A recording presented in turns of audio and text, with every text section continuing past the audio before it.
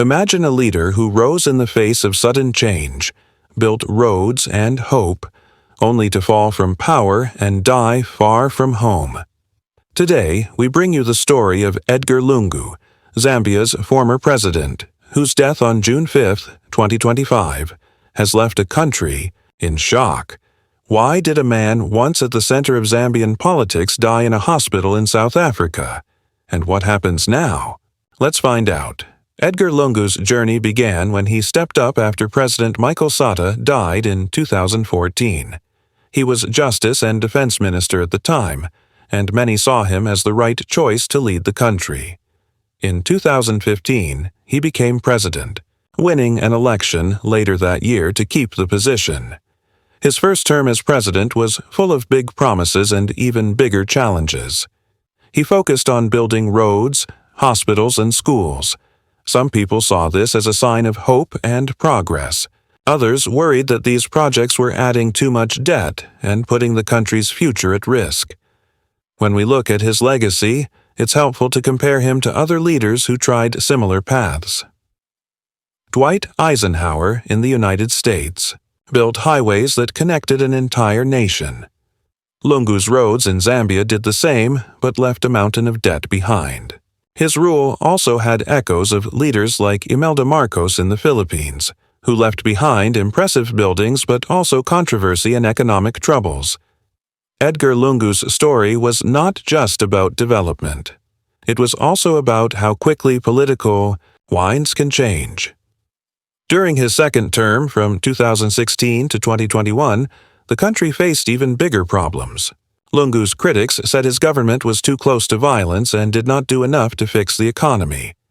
Zambia's debt kept rising, and in 2020, the country became the first in Africa during the pandemic to default on its debt. In the 2021 election, Hakainde Hichilema defeated Lungu. Many saw this as a turning point, a sign that the people wanted a new direction. Lungu was not ready to give up. In 2023, he tried to return to power. But the Constitutional Court ruled that his first short term from 2015 to 2016 counted as a full term. Because he had already served 2 terms, he could not run again. He claimed this was political interference, and many worried that the country might face new conflicts. By 2025, Lungu was no longer fighting elections. He was fighting for his life. In South Africa for medical care, he spent weeks in a hospital.